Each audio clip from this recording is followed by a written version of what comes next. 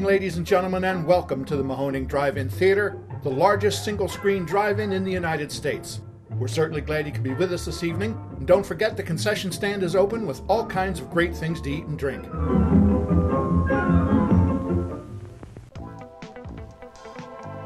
.3 Muskegon Drive-In Radio, your old friend Virgil back once again for another exciting episode of the podcast. As you guys know, the only podcast dedicated to the love and revival of our beloved drive-in culture, joined as always by my co-host and general manager extraordinaire, Mark. Say hello, my friend. Hello.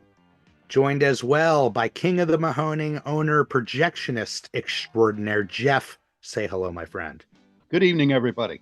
And today we are continuing our Owners Operators series, which we love oh so much for oh so many reasons. But today is all about growth and expansion as we talk to the current general manager and previous general manager of the Getty Drive-In in Muskegon, Michigan, which started as a single screener and then added 3 screens in 1978 and expanded to now over a 1,200 car lot. So lots going on with these guys. Please welcome current manager Chad Gemzer and previous manager Kevin Sims. Welcome, guys. Hello. Hey. So excited to have you. Doing this series has been beyond rewarding on a personal level, being able to connect with folks that are doing what we do and keeping the landscape of drive-ins, current drive-ins alive. But this is a unique one for us because we really have never talked to owners that are in your guys' place as far as being owned by a chain and also having a monstrous addition put onto your theater in your history. So let's start right at the top. I know there's 2 of you guys, but I want to start with the history. From what we dug up, originally a single screener, which I take it is kind of your main screen now, called the NK Drive-In? That is correct. It was actually named after the original owner, Nick Curris. I was curious. I was like, what's the NK? What's the NK? And that was in 1966, correct? Yeah, Nick Curris actually opened a theater in 1948 and sold the theater to our company, which at the time was called Jack Lokes Theaters, in 1966. Yes, that was it. So that's when it was sold and renamed to the Getty, right? Correct. Any information that you guys have before that takeover? What was the history like? Like, how did this come to be in the original state as a single screener? When it was built in 1948, of course, that was the heyday of the start of drive-ins.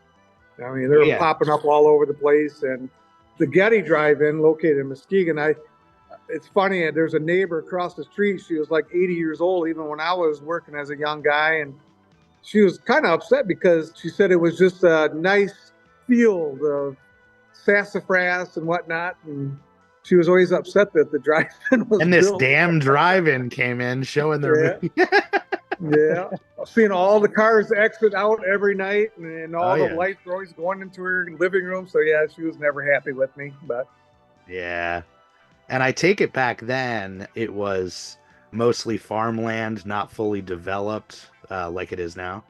Yeah, totally undeveloped. And what, again, of the history, the decision for the expansion, was it a full sellout to this company that came in? Were they existing in the area? What's the history with them? Now, I can't speak for Nick Curris, but Jack Lokes owned like 20 other theaters at the time. And a lot of them were of course, the 1 and 2 screen variety, that was the prevalent size back then. And he already owned a couple drive-ins, and he wanted to expand in the Muskegon area. And I don't know what the negotiations were, but Nick Curris sold him the Getty Drive-In. Then there was 2 other drive-ins in Muskegon called the Auto Drive-In and the North Drive-In. Lokes bought all 3 drive-ins the same day. Oh, wow. One fell swoop. Yeah. Now, was it a situation where it was like, hey, we're going to assess these 3 drive-ins and expand with the screens, or did that come a little bit later? That was what, 78? Yeah, it was in 78. And to tell you the truth, I can't really remember why. I think it's just because you're kind of restricted on one screen. Yeah. And they wanted more content to be played. Totally.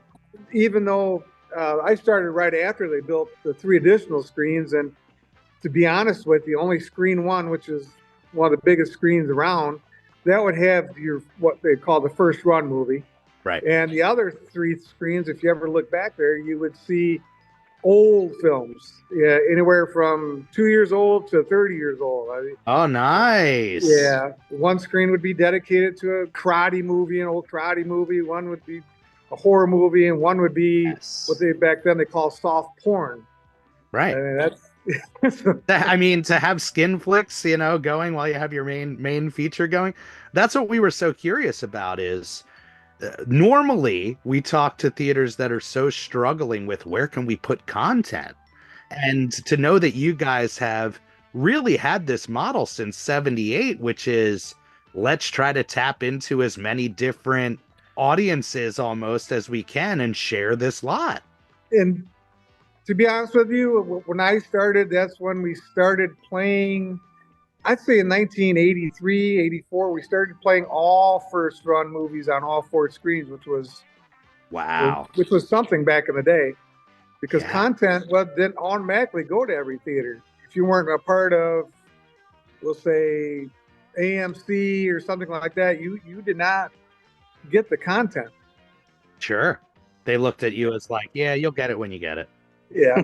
So at that point, we were pretty much running all first run features starting in the mid 80s. Do you think that really helped you guys? I mean, obviously land value, a lot of things come into play as far as the things that hurt the drive-in at a certain point, but multiplexes and being able to give people variety certainly became a pushing point where you guys really had that for long standing.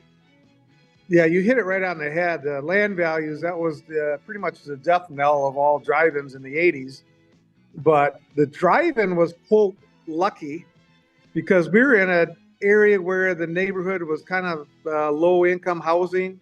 Yeah. And Jack Lokes, when he bought this drive-in, he also owns like 3 city blocks of woods behind the drive-in. And he must have got it for a song because really there was no reason to develop in that area because, like I say, it's very low income. Right. So that's probably one of the reasons it was never sold. Plus, it did really well. I mean, the Getty Drive-In always had some of the best revenue in the state as far as drive-ins go. Just has that pull, that local support.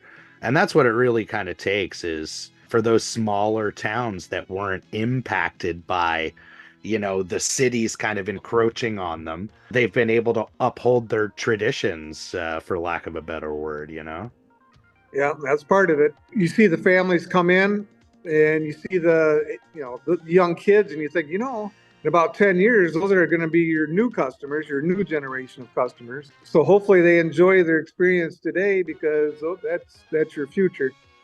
Because they'll be bringing their kids. Yeah, we always thank the parents who bring out their kids. It's like, you're doing the work for us. You're passing on that love. It's not hard to fall in love with the drive-in, but it takes the introduction. So thank you for putting their foot in the door, or through the gate. Yeah. Well, Chad, I'll segue a little bit. What is the layout of your guys' drive-in as far as, are you rural? Are you built up? Are you in, a fully developed area? It's kind of a mix. Like Kevin mentioned, it is very low income area. It is kind of surrounded by housing. I mean, there's a trailer park right next to us, which is surprising that we didn't get sold back then to expand that. Yeah. But other than that wooded lot there, it's not like you guys are in the middle of nowhere. You got to drive down a way of woods to get to you. I mean, that's the case with a lot of drive-ins. Again, locations, everything for these drive-ins that have been able to remain open. When did you come in, Chad, as far as your management role? 2022 is when I started at the Getty, and I took over for Kevin after he retired. So you are fresh into this. What's your history before running the Getty? Before the drive-in, I was big into amusement parks, actually, which is kind of a similar atmosphere, I think. Heck yeah. A lot of fun outside. Yeah, I just kind of went out on a whim and applied, and here I am. That's incredible. And it's I take it you have that kind of cinematic bug in your heart. If I didn't then, I do now. 100%. I don't think you can live this life without the passion behind the movies. Yeah. Well, again, going back to the history, Kevin, what was the scene like when you came into things, and what's your story as far as starting at the Getty? Oh, okay, here we go. Yeah, because when I started, it was a totally different atmosphere. Back in the day, when I started, the drive-in was more of a, quote, rougher spot. That's where area schools would say, hey, meet at the drive-in and we'll get it on, that kind of thing. Passion pit era, teenage. No, I'm not talking about that. Get it? No, not that. Get it on. But even that. But we'll get to that. Also, no, I'm talking about I see rumble. Like, let's fight you. And, sure. And back when I started, the manager didn't want to get the police involved if there was any trouble, because he didn't want to be, on the police blotter. Right. So we had, as ushers, there's me and about 3 or 4 other guys, and I don't know how many times we had to go back there and break up groups of, 20 people that were either ready to fight or fighting. Yeah. And we would actually be on the ground, rolling around, breaking up fights. And I remember going home to my mom and dad, and my shirt would be ripped and I'd be all dirty, and they would wonder what's going on. And, what type of place is this?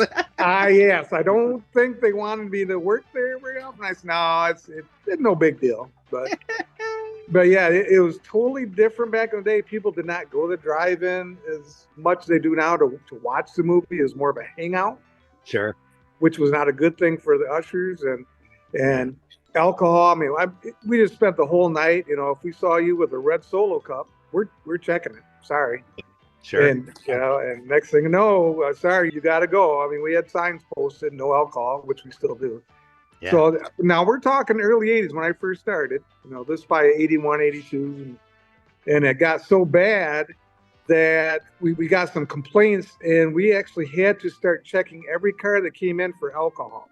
Wow. So me and the 3 guys would line up. We had a 4-lane driveway coming in, and we had to stop every car and check it. And that first year, and they would give it up. That's the funny thing. They would actually give us the beer when we found it so they could go in.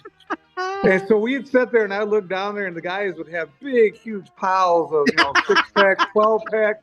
Right. Yeah, it was great. And we'd store them in the little garage that we had on site. And, sure. And at the end of the night, we would sneak back in there when the manager wasn't looking. Hit the stash. Oh, heck yeah. Then we'd sneak back in because we would repeat the first movies over, which, a lot of drive-ins did. Yeah.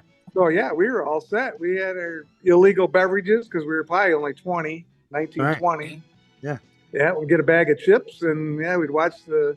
Life is good growing up at the drive-in. Well, like I say, that's I'm going to start with that. That's when it was rough and tough, but then the public started knowing what we were doing. And the second year we did it, checking cars, they got real innovative. We were finding alcohol like in the engines. We opened up the hoods. Oh yeah! Wow. I mean, we're like checking the border patrol. We're like tearing seats apart and everything like that. Wow. So it was a lot tougher. We weren't getting that big beer supply or alcohol supply that we did the first year. But the good news is once we did it the second year, you could tell a huge difference. We didn't really have the alcohol problem we did. Yeah. Yeah. So they knew that we were on to them. So that was that's one great. of the best things we ever did. Yeah. I mean, it's usually the case, especially ones without 4 screens, that for them to survive, they really need to be embraced by the family unit, and make it a familial place that you can bring your whole family to, and with the rough and tumble feel that can really shift, That's why a lot of these theaters have so many rules and regulations. They have to. Yeah, and that leads me to my next, because that was phase one. Yeah. Now, after we did that, gradually, then we'll say even the 90s, the culture totally changed. And, I keep telling the guys, it was mom and dad and the three kids coming out, that we didn't really see a whole lot of that in the 80s. Yeah. But the culture changed 180 degrees, because they knew there was no problems at the drive anymore. There was hardly any alcohol problems. Yeah. I mean, if people did bring in alcohol, maybe they were very discreet. They're either hiding it or staying in their car. Yeah. So the culture totally changed, and I think that's why our attendance boomed in the 90s, because everybody knew that at least the Getty Drive-In it's a safe, clean place to come. And absolutely. So yeah, when I tell you stories, at first it was rough and tumble, but now the ushers, they don't have anything to do except tell cars to turn the lights off. I mean, it's really, which There's is a good a problem level of to have. respect that comes with a classic drive-in, and people should be appreciative that it is in your town, in their town, and hopefully they show that respect, coming through the gate. Yeah. Well, I'm very curious what the layout is of all of these screens. Was it a situation where the whole entire lot was used for just the one screen at first, and then it was broken up, or did it expand out? How did that all go, of what you guys know? Yeah, when it was a one screen, the projection booth was in the concession, like a lot of drive-ins do today. Sure. But the one screen, I think, could hold like 800 cars. Is Nice. gigantic. I mean, there's probably like 20 rows of speakers, and when they expanded in 78, they kind of, number one was still the most spots, but the other three were smaller theaters. Yeah. As far as rows and speakers. Actually, we're still using the same layout, but with 3 additional screens. At any point, I take it, you can kind of do the 360 and see all the action that's going on. Oh, yeah. Yeah, because then at that point, the projection booth had to be moved back into a central location of the theater. Yes, we saw that in the overhead. We were curious if you had 2 concession stands or what that other building was. No, because the throw would be so far. Yeah. Because we're talking about 100 yards, to each screen. Yeah. So, yeah, they had to centrally locate that. So that was built in 78 when they were building the other 3 screens. Now, when that was built, was the auditorium torn down?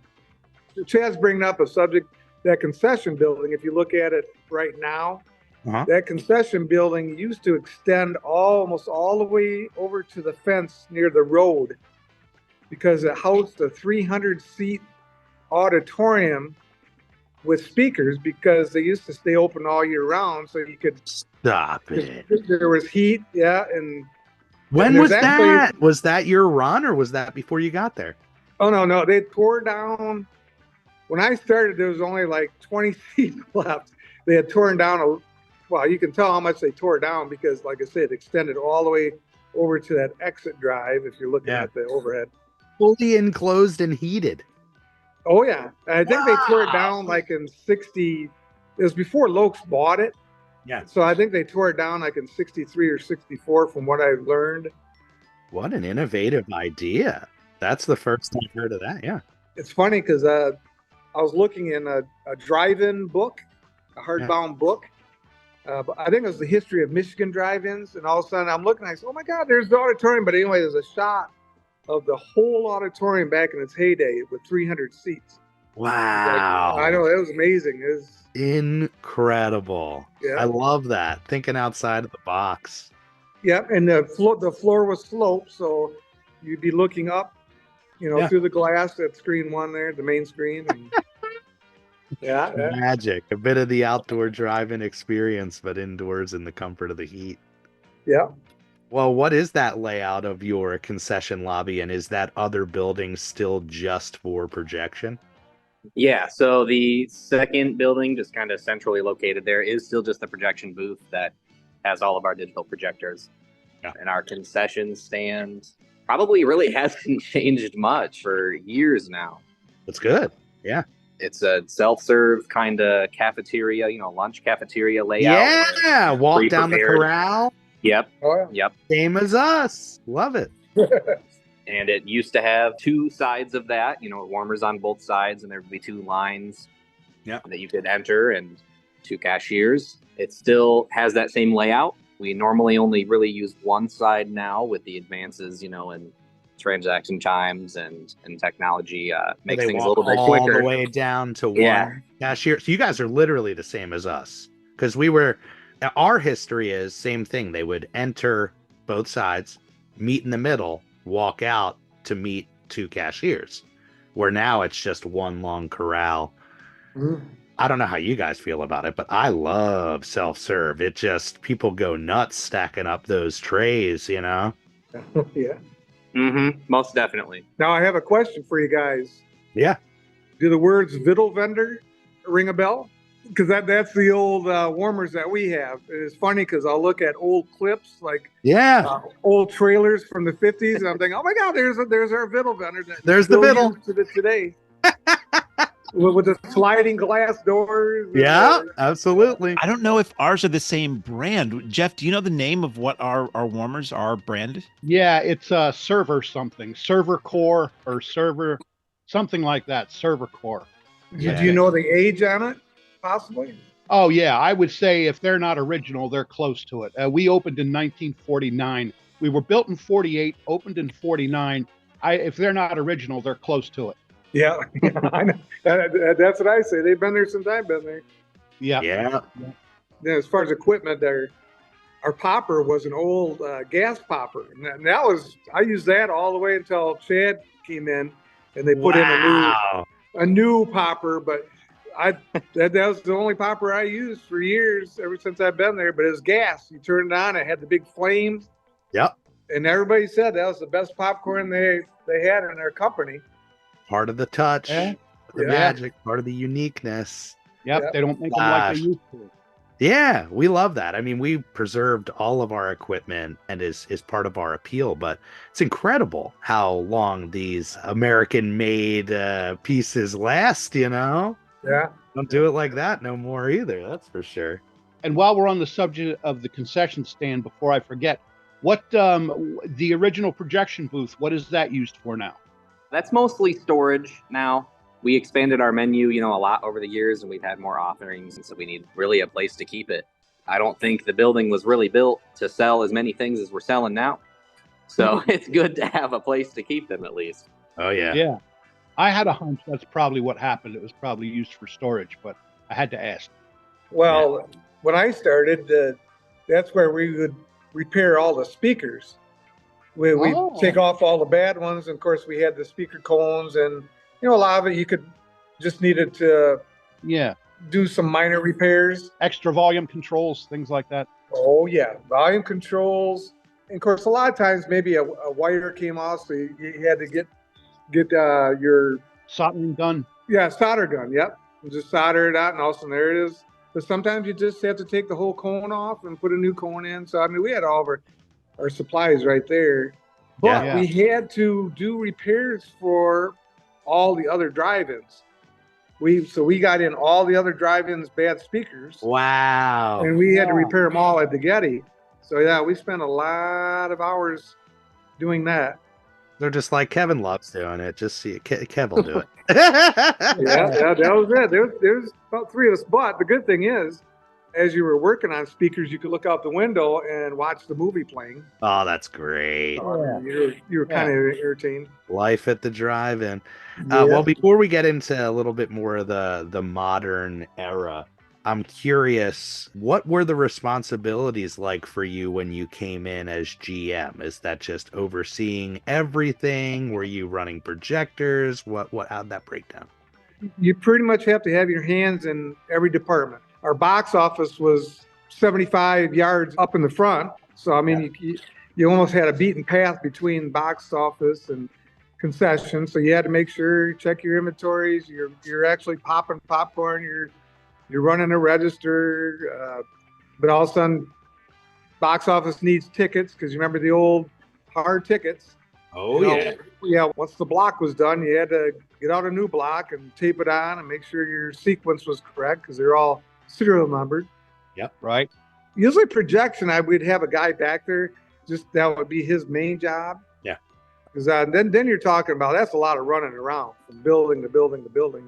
Sure. Well, that's the thing is, a lot of times it's somebody wearing a bunch of hats, but in a, again, lack of a better word, corporate kind of chain owned scenario. I don't know how that pecking order is kind of passed down or set up for you versus what a lot of times is, we'll figure it out. Yeah. No, when I took over, they always called it my baby. Corporate did, and they gave me free reign pretty much. They would give me my money to open up at the beginning of the year, and a lot of times I didn't see them until the end of the year, which was good. That's what you want, yeah. I guess they trusted me, so I had fun. And back then you had the flexibility of maybe doing your own promotions and advertising, which a lot of this now you can't do because it's so restrictive. Did you do any of the kind of what the drive-in's known for, the unique promotions to get people through the gate? For us, it's horror does very well, so we lean into a gimmick as often as possible. Anything come to mind for you? Oh yeah, the drive-in was always known for its. I'd always have a couple car shows. Yeah. Frisbee throwing contest. Nice. The famous hot dog eating contest, which. Come on. That was all fun and games until one girl threw up right in the.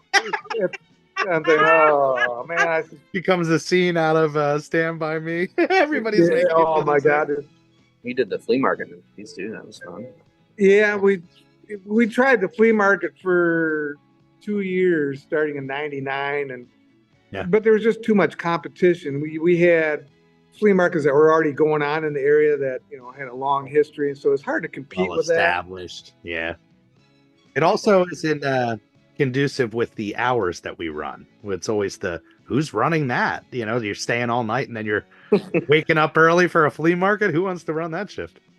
I did the first 2 drive-in. I had about 3 hours sleep. Yep. And the first one was huge because everything was free. Yeah, well, that'll get people there. Yeah, that helped. But then our company got a little greedy and we started charging customers coming in. And, when you start tinkering with prices, also next thing you know, the vendor count started dwindling and dwindling and dwindling. And finally I told corporate, I said, this is not worth it. The amount of money we're making. And like you say, you weren't getting any sleep.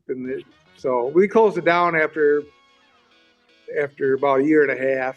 But I know a lot of drive-ins, we had a very, very, very famous flea market at Grand Rapids at our Beltline Drive-In.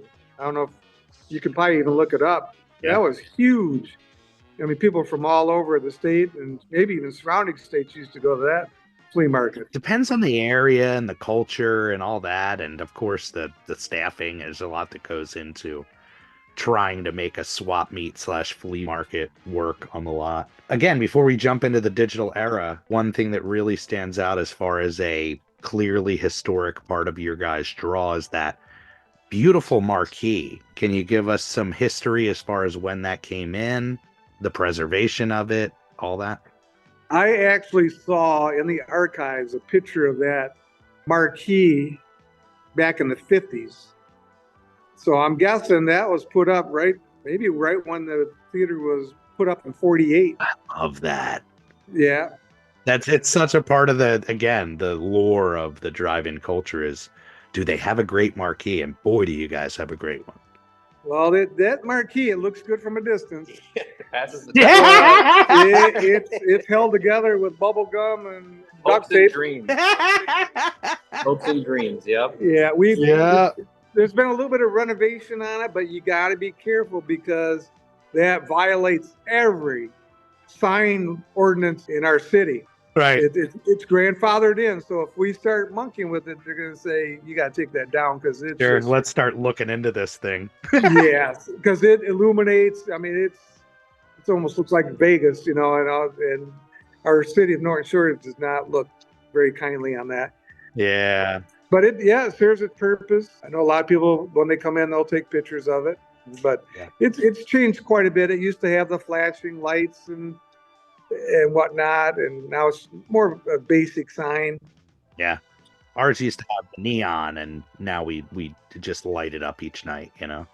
Yeah. And like I say, people still talk, the old people like me, talk about the back of our main screen had one of the largest neon displays. Oh, really? What did you guys have? Chad said he heard it was what? The biggest? Largest on this side of the country. It was like an old oasis almost, a huge neon oasis setting on the back of the screen tower. It was moving. It was a palm tree that was moving, swaying. It was a moon that was winking at you. It was water that was flowing. And there's mountains in the background. Yeah, it was something. Man. And then there's spiral. There was two like big pillars on the side that had spiral rings around it. So yeah, it was. Man, I would love to see a picture of that puppy in action. But that went out in the probably the mid '70s. They took it all down because it was starting to break down. But what an expense that must have been. Jeez. Yeah. Well, speaking of that number one screen, that was the original screen, and the cement board, I was always repairing it because during a windstorm, you'd always lose a piece, and it was dangerous. So in 2006, we just took all the skin off, the whole screen from top to bottom, and put up corrugated metal. Yep. So it's much more secure. Yeah, that's what we got as well. Shifting a little bit to the quote-unquote digital age, we are the only currently full-time 35 millimeter drive-in left in the country. You guys shifted in 2013, at least by our research. That's really early for digital. What's the story there of your memory? Was that a huge kind of decision, or were you guys just like, hey, this is coming, we got the indoor theaters, let's do this? Well, first of all, I'm shocked that you're still 35 millimeters. It's our claim to fame, and really it was a necessity when we first pushed into it, but now it's become our true calling card, and passion is, we're a preservation house as much as a revival drive-in. Oh, okay. Well, that's interesting to hear, because we were like all other drive-ins back in about that 2013 year. If Mom and Pa didn't have digital, you were not going to get all back the new against content. The wall, baby. Yeah. And we had to make the decision, do we put money in the drive-in?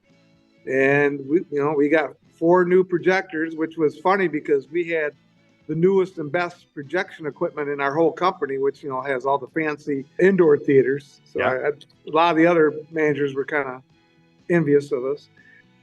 But 2013, and like I say, I didn't know how it was going to go at a drive-in. And I remember standing out there, and the guys put the first picture up on the screen just to test it. And I was amazed. It was like an indoor screen. I mean, every square inch was covered with the content. And it's so clear, and I'm thinking, oh my God, this is incredible. Because I was still used to, a little, with 35 millimeter, where it's like a little dark, maybe along the edges. Sure, yeah. Maybe jumping a little bit, just subtly. And I was used to that for, 30 some years. And then to see this, I'm thinking, you got to be kidding me. Yeah, and, total shift. Yeah.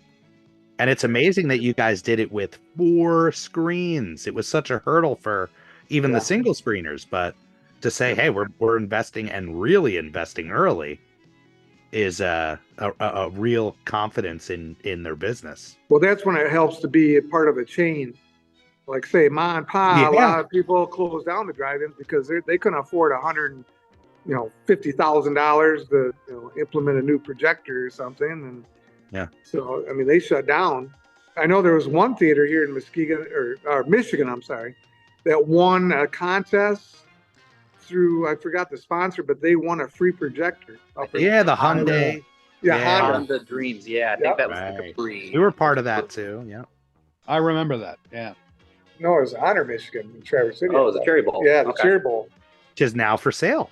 Yeah. Yeah, so Huh? I didn't know. Yeah, man, you were on top of your drive-in news. Well, normally it's a shame, but normally coming across our feed, it's, this drive-in closed down, this drive-in closed down. And Yeah. a lot of times these things get sent to us where, we were lucky enough to be saved and preserved by the fan base. And they always feel like, oh, you guys could save this, right? Well, I'm going to ask you a few questions. I mean, Please, yeah.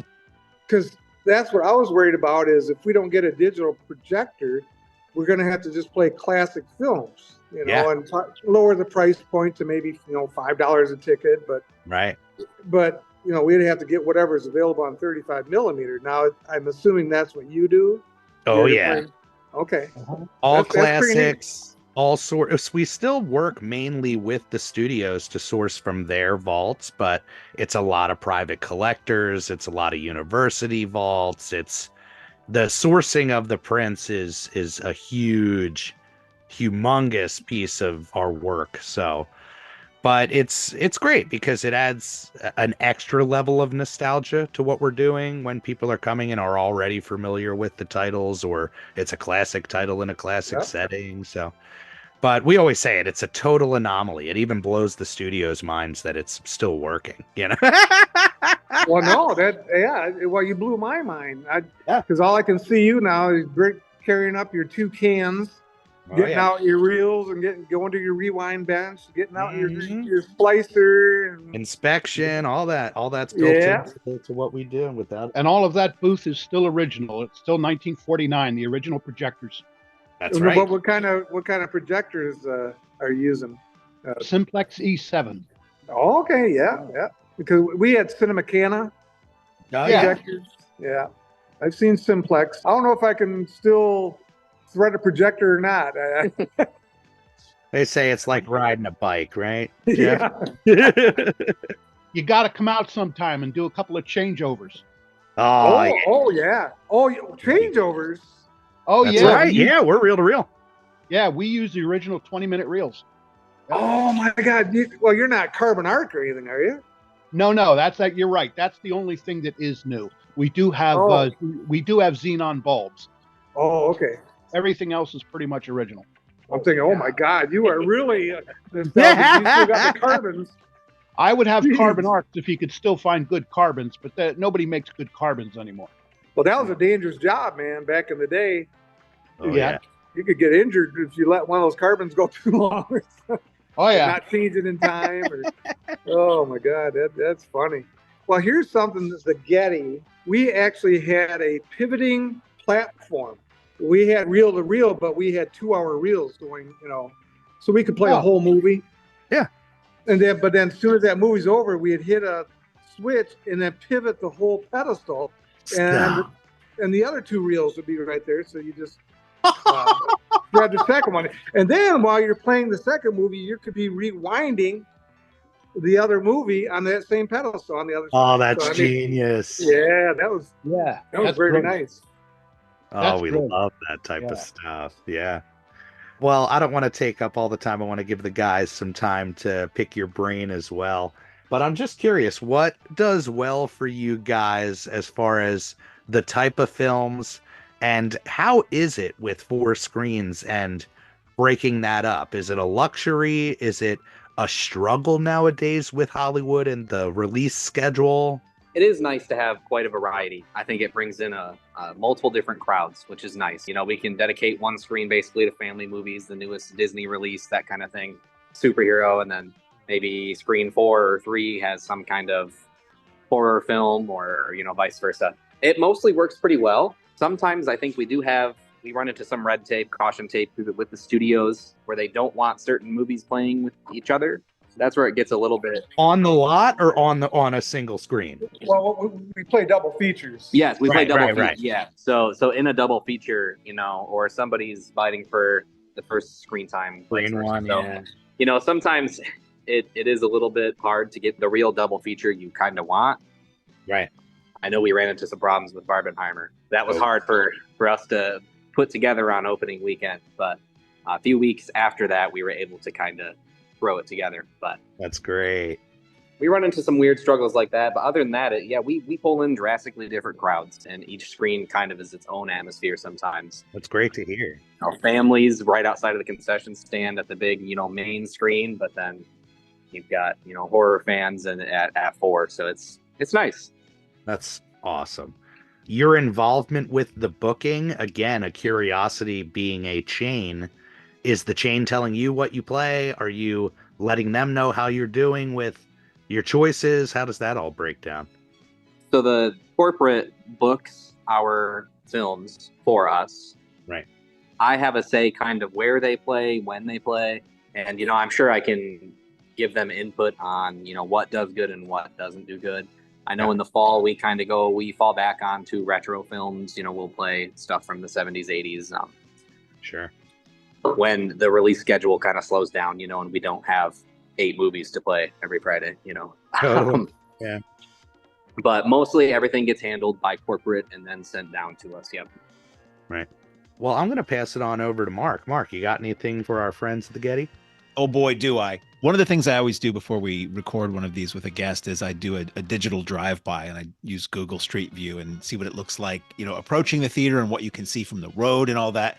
And I did notice that you can see all 4 screens or at least from the Google Street View version. It looks like you can see all 4 screens from the road. Do you find you have a lot of people just sort of parking outside the theater and trying to sneak a peek? Is that any kind of an issue for you?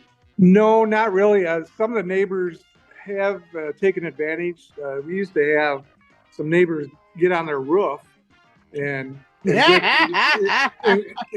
the radio sound actually goes a couple blocks outside the premises. So they're all set. They get their radio out, tune in their FM station, and sit on the roof in their lawn chair. Which I said, you know what? I have no problems with that as long as they don't turn me into the FCC for violating, your reads. Yeah. Yeah, because I was worried about, when we get a FM station, it's only a half a watt. It's supposed to stay within the confines of the drive-in, but when we start bleeding out into the neighborhood, I always worried about that, especially when you start hearing the F word or something, you don't want Junior to hear that and he's got his radio on, but. So no, I have no problems, but yeah, some people have taken advantage of it. Do you get a lot of headlights from passing traffic on the screens, or are the screens angled and far enough back that that's not an issue? No, it's almost perfect. I think some thought was definitely put into it, but I don't have any problems really with headlights from the road, at least. Yeah, I was going to say, I'm Modern sure you cars, have. that's a different story. Yeah.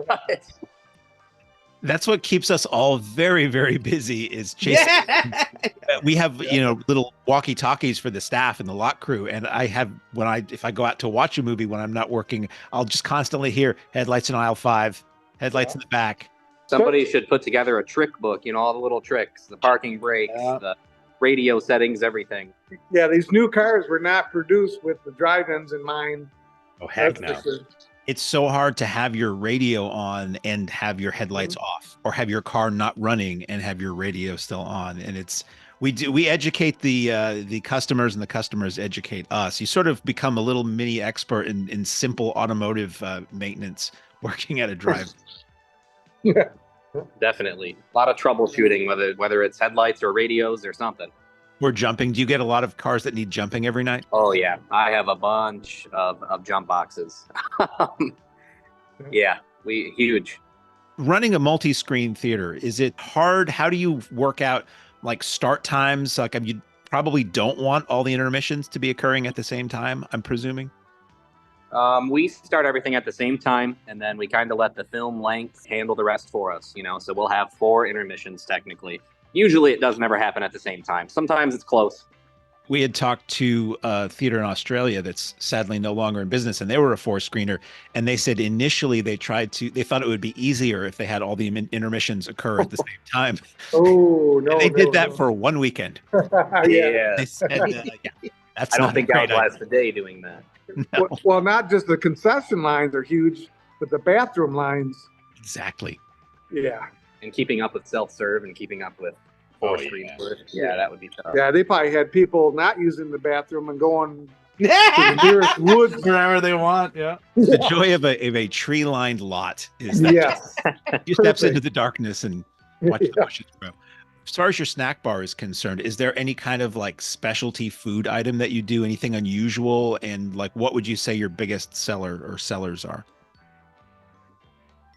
You know, it's hard to beat the hot dog. We're always open to trying new things. There might be some new things on the menu this year. We've got a pretty traditional menu right now that is always constant, you know, so popcorn, hot dogs, little pizzas, nachos, you know, just the basic concession offerings. But we try to experiment when we can, when it makes sense. On our peak season, my first year, I brought in taquitos, which I had a personal preference of liking. So I said, let's try it. And it does pretty well for us. For both of you, what are some of the biggest films you can recall in your tenure there that have played? What were some of like just the biggest successes you can remember? Well, I'm still pretty new. I'll start first. Barbie. Yeah. Definitely Barbie. That's the first time I've seen Cars out in Screen One's field all the way out to the projection booth. So that was very cool to see. Awesome. It's good for biz. Mine, there was a lot of big ones. I mean, the 1989 Batman. Yeah. Which, you're the Bat. And one of my biggest mistakes in my career was the week after Batman, I kept Batman at #1, but then there was a film called Lethal Weapon that was starting. And I said, that's not going to do that well. Well, yeah, that was a big mistake. Lethal Weapon just was exploded, the original. Yeah. But as far as traffic, I'd say Independence Day, which is what, 1993, something like that. I can't remember. But anyway, I had 4 lanes going, trying to get them in. That long driveway was full, but it was also going down the road, Summit. It was also going down another road, and it was going down the highway. We're talking, how far is the highway away? Wow. A mile? Maybe a mile, yeah. It's about a 2-mile stretch between our closest indoor theater and the drive-in. And it was basically halfway. Yeah, so no, I'm talking about the day. I'm talking about it went down to the highway. So then all of a sudden I have a cop car that's passing all these cars. He runs up to me on the grass because I was doing a third line. And he says, you got to shut this place down. He says, you're causing traffic problems on the highway. Highway? That's a mile away. And I had 4 lanes going out the road. And I said, oh my God. I said, you know what? I'm almost sold out because I had my ushers telling me, I got like 4 spots back here. I got 1 spot here. And I don't even have spots for these cars. So I think we had at least 1,200 cars, and we could have probably got in another 800. Awesome. And so the cops actually parked their car at the end of our driveway and started detouring all the cars away. So that was probably the biggest one-night crowd. Our bargain nights, I remember they used to be $2, and that was almost too much to handle. Yeah, I remember so many people were walking around the concession stand and they're stirring up the dust. It looked like the whole place is on fire. There's so much dust. Oh my God! And the line for the bathroom was probably 50 yards long. And I'm thinking, what? So I actually told corporate, I said, we got to do away with this Tuesday bargain. Let's do 2 bargains. So we did a Tuesday and Wednesday just to alleviate the amount of people coming in. Brad, yeah. That's amazing. We had a night like that where we ran, what was it? It was like last year, the year before, it was a Tim Burton night, and we ran Nightmare Before Christmas and Beetlejuice, I think.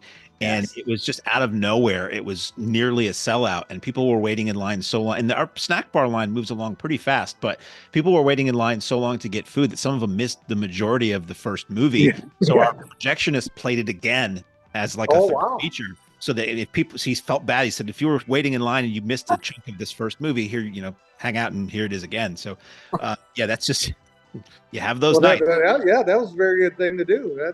I don't know if our team would do that. but no, I think that was part of the reason back in the heyday, most theaters repeated the first movie over. Yes, right. Especially on weekends. Yeah. Yeah. And I always tell these old stories. Yeah. When I was a young kid, I was turning down speakers, before showtime, and we used to play the national anthem before the first show.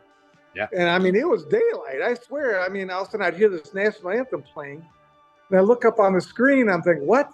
they're going on the screen already. I mean, I could barely see an image.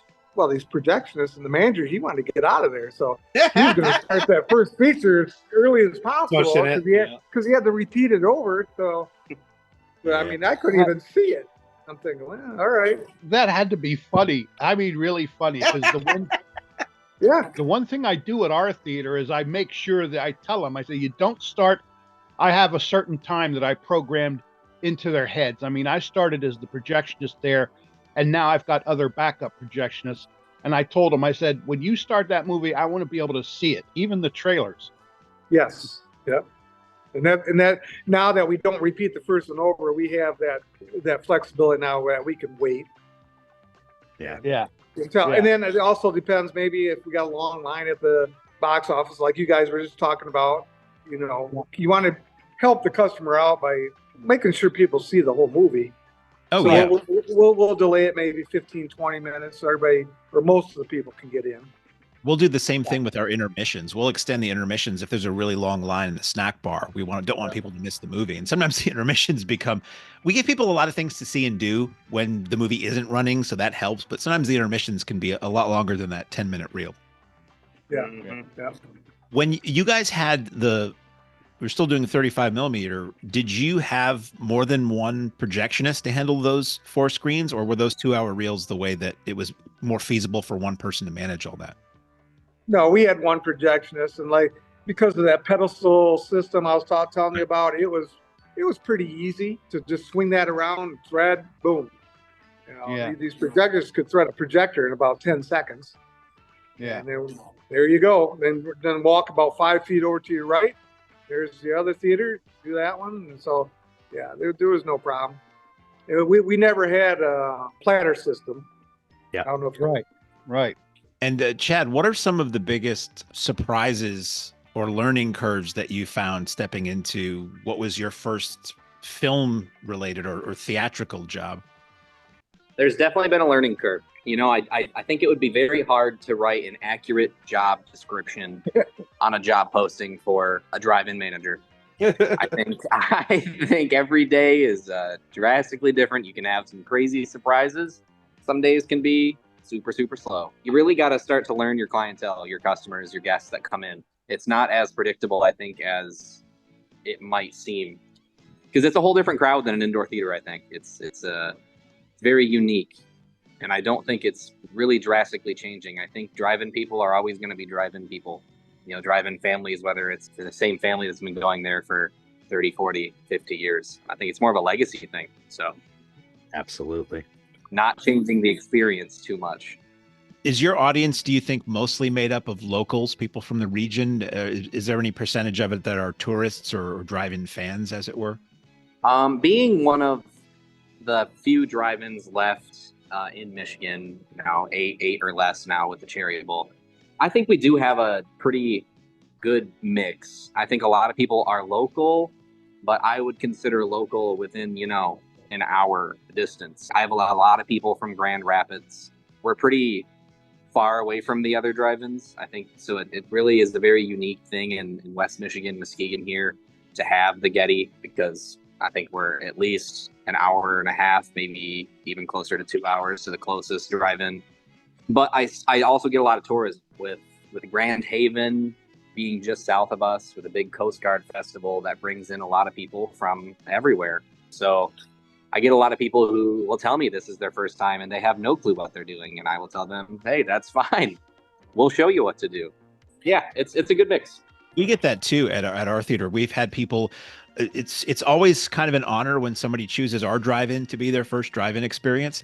And it's sort of, you forget that not everybody takes to it naturally and second nature as to what to do. Like they'll buy their ticket and they'll say, okay, now where do I go?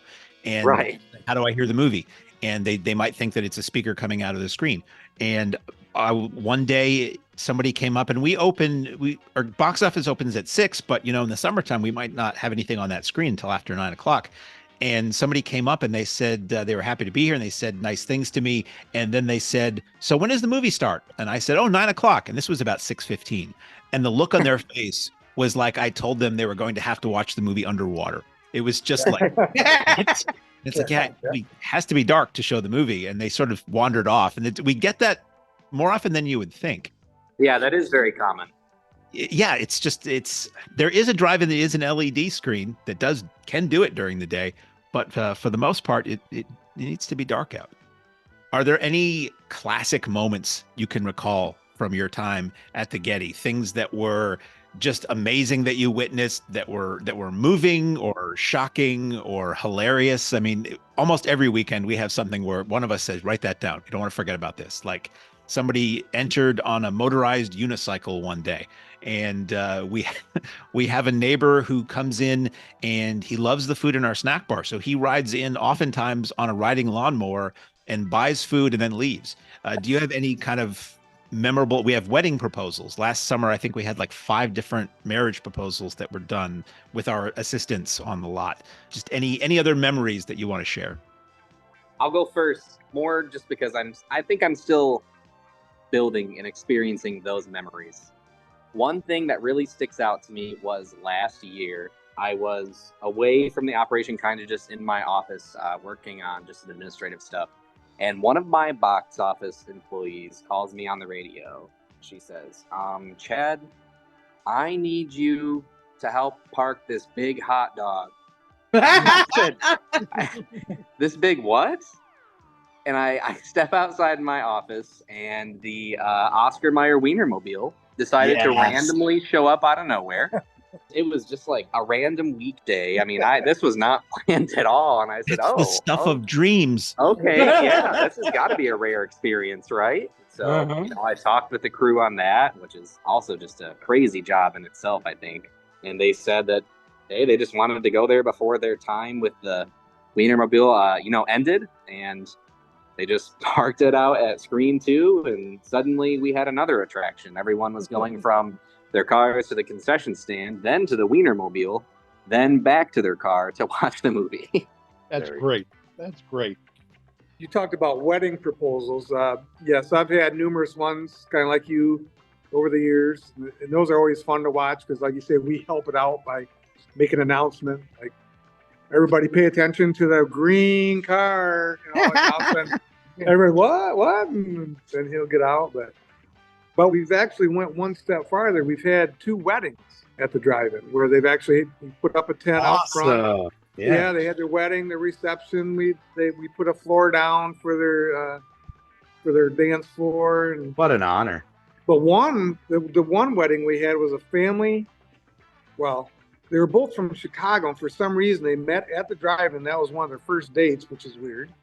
But they wanted to have their wedding, and they talked to me. I said, yeah, we can do that. And they had a passion for the drive-in and the 50s. So what they did, their wedding, and they had money because it was well done, but she was dressed up as Marilyn Monroe, and everything with the wedding was 50s related. They brought in all these old vehicles. Cool.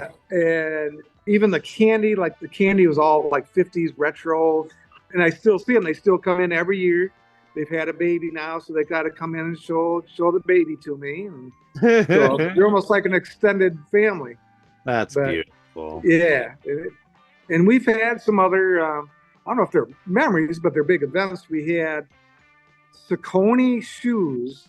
I never even heard of them until they wanted to rent the drive-in one night.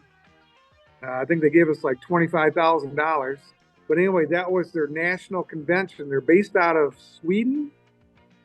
And for some reason, they were in West Michigan, and they used the drive-in as their convention. So we had it set up where they did all their awards. They were awarding all their regional sales awards. Nice, yeah. But they had stuff for all the kids to play on. And we catered it through our catering company. And so that was interesting. So yeah, my employees keep saying, Kevin, you should wrote a book. I know, because now I forgot everything. I'm getting too old. I forget more than I remember now. But I mean, some of my memories are not. Well, you remember the Passion Pit.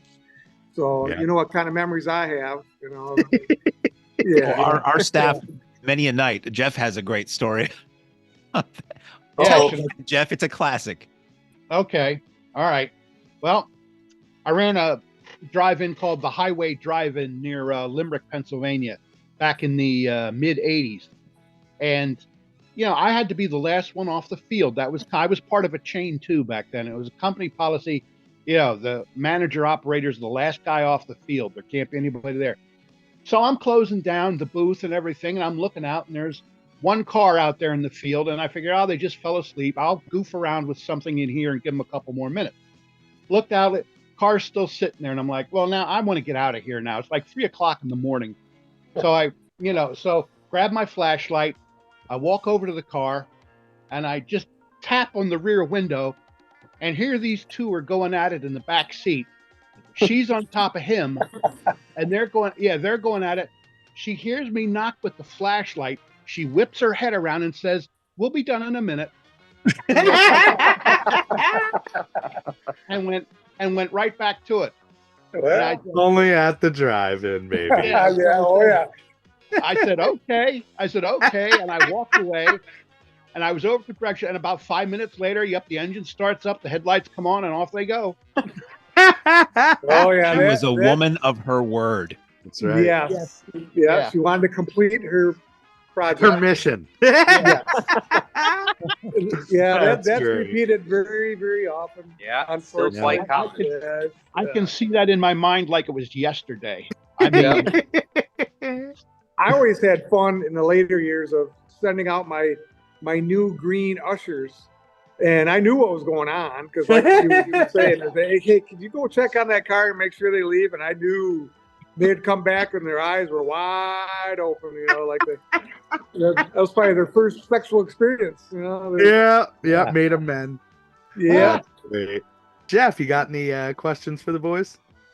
No, you and Mark did a great job. I was listening. I got to ask my couple questions about the booth because I started out as a projectionist at heart before I became a manager. But let me tell you something. I got to give you two guys a compliment because when I saw that nighttime shot of your drive-in all lit up, and this is when there was still nothing on the screen, but it was dark and the lights were all on, I thought, my gosh, I thought that place is beautiful. And what reminded me of that was in 1949 when the Mahoning opened, the original projectionist from 1949 just passed away about 2 years ago. And I got to sit down and talk with him. And I said, the Mahoning, I said, is so impressive. I said, what did it look like back when it opened? And he said, it looked like a Christmas tree lit up at night. He said, it looked like a Christmas tree. And that's exactly what I thought when I saw your nighttime shot. I thought, wow, it's lit up like a Christmas tree. I think you guys have a beautiful drive-in. It's gorgeous. Yeah, it does look good. It's amazing how many light bulbs we still have. There's a whole perimeter and a lot of illumination. Well, I love that you guys are still connected, and the passing of the torch is very important in this industry, and to have somebody to carry on not just the workload, but the legacy of all those that have put their heart and soul into the place for so many years. And again, I love that it's still connected. In your well-deserved retirement, do you still come out to see movies every now and then, or are you like, look, I never want to see a movie? No, Chad's laughing. You're making him laugh. He still works for me. Yes, I love it. Yeah, I still help him out on Fridays and Saturday nights during the busy times. And then I mosey home. That's a lot great. of times I don't think he even realizes I left. No, he's just kind of a ghost now. He just disappears. Yeah, I'm the He's the spirit of the Getty. I'm the weird old man that just appears and disappears. You just don't ask questions, and he makes hot dogs. That's Yeah. that's all I know. What more can you ask for, right? Stick with what you know. Yep. That's right. Well, keep doing what you're doing to preserve this amazing property. To anybody out there, which our fan base is lovers of drive-ins, can you give them a place they can go to support you, whether social media or a website? You can find our entire company on celebrationcinema.com. We have our own location page there. We're on basically every social media platform, just kind of tied in with the rest of the company. Yeah.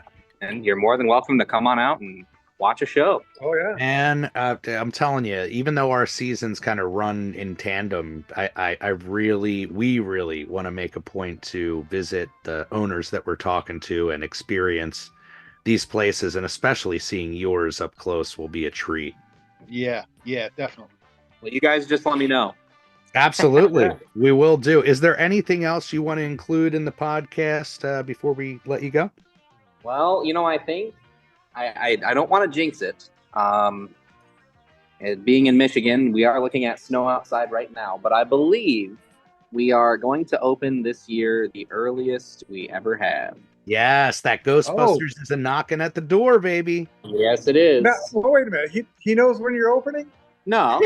Well, sounds like it. He just knows. Oh, no, but no, it's Godzilla. That's right. Yeah, well, that's coming, I think, right after. But every owner we're talking to is definitely preparing for the Ghostbusters wave, and that's great. That's just what we need: an extended season, people having fun at the drive-in early. What more can you ask for? And then we normally stay open until October. We do a little kind of Halloween event, and that's when it gets too crazy cold in Michigan to really stay open.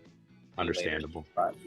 Yep, same. That's the same with us. Our last weekend is the last weekend in October. Mother Nature tells us when to close.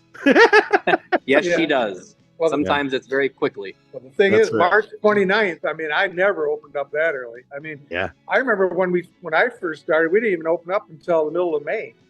I mean, well, you know the sweet weekend. spot. Yeah, Memorial Day to Labor Day is that sweet spot. As long as you got that gold, you're solid. Yeah, but now then these movie companies started. I mean, back in the day, there was no blockbusters released in April. Yeah, I mean that was blasphemy. I mean, your first blockbusters came out around Memorial Weekend. Well, now when you look back in the last 25 years, I mean, there's been some great movies, blockbusters that have come out in April. Yeah.